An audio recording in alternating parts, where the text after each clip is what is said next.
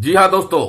साल 2024 महत्वपूर्ण साल है सेंट्रल गवर्नमेंट एम्प्लॉयज और पेंशनर्स के लिए, और उससे भी महत्वपूर्ण फरवरी 2024 है। क्यों ये बात निकल के आ रही है दोस्तों, इस पूरे मुद्दे पर चर्चा करेंगे। चैनल पर नए हैं तो सब्सक्राइब अभी कर लीजिए, लाइक कीजिए, कमेंट कीजिए और अंत में इस वीडियो को अपने साथियों तक जरूर शेयर कीजिए। दोस्तों, काफी लंबे अरसे से मांग चल रही है कि सेंट्रल गवर्नमेंट एम्प्लॉयज और पेंशनर्स की मांगे हैं कि 18 महीने के डीए और डीआर का भुगतान किया जाना चाहिए, जो कोविड के टाइम पर सरकार ने देने से मना कर दिया था।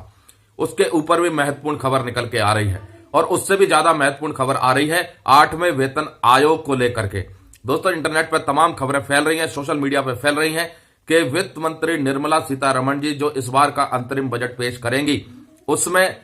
1 करोड़ के लगभग केंद्रीय कर्मचारियों और पेंशन भोगियों की नजरें बनी हुई हैं। दरअसल 8वें वेतन आयोग को लेकर के कर्मचारी संगठनों में मांग तेज हो गई है। भारतीय पेंशनर समाज की तरफ से भी सरकार को चिट्ठी लिखी गई है कि 8वें वेतन आयोग का गठन केंद्र सरकार अब जल्दी से जल्दी कर दे। अब की बार का जो अंतरिम बजट पेश होगा, हालांकि ये पूर्ण बजट नहीं होगा, लेकिन राष्ट्रीय चुनाव आने वाले हैं और राष्ट्रीय चुनाव से पहले ये जो बजट है ये लोक लुभावन होने की पूरी आशंका जताई जा रही है। ऐसे में सेंट्रल गवर्नमेंट एम्प्लॉयज और पेंशनर्स की वेतन वृद्धि के लिए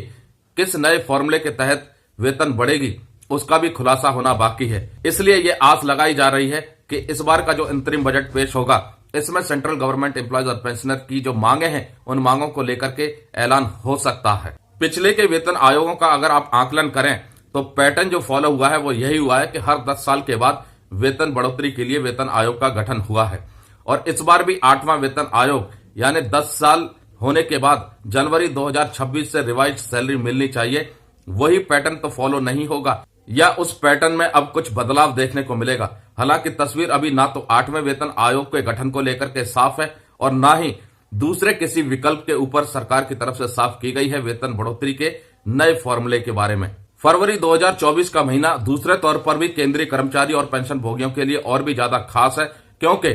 31 दिसंबर तक के महंगाई के सूचकांक यानी all India consumer price index और इंडस्ट्रियल वर्कर के आंकड़े 31 जनवरी तक आ जाते हैं। उसके बाद फरवरी के महीने में सेंट्रल गवर्नमेंट एम्प्लॉयज और पेंशनर्स के महंगाई भत्ते और महंगाई राहत को बढ़ाने के लिए जुलाई 2023 से लेकर के दिसंबर 2023 तक के जितने भी सूचकांक आए हैं, उन सभी सूचकांकों को लेने के बाद आकलन किया जाता है, कैलकुलेट किया जाएगा कि कितना परसेंट जनवरी 2024 से महंगाई भत्ता, महंगाई राहत केंद्रीय कर्मचारी और पेंशन भोगियों के लिए दे किया जाना है। तो अंत में दोस्तों, फरवरी 2024 जिसमें अंतरिम बजट वित्त मंत्री निर्मला सीतारमण जी के द्वारा पेश किया जाएगा, उस पर निगाहें करोड़ों केंद्रीय कर्मचारी और पेंशन भोगियों की रहेगी, क्योंकि उनको भी काफी लंबे समय से इंतजार है 8वें वेतन आयोग के गठन को लेकर के और अपनी मांगों को लेकर के कि सरकार का क्या रुख बनता है या क्या कुछ नया ऐलान होता है। नमस्कार दोस्तों, जय हिंद, जय भारत।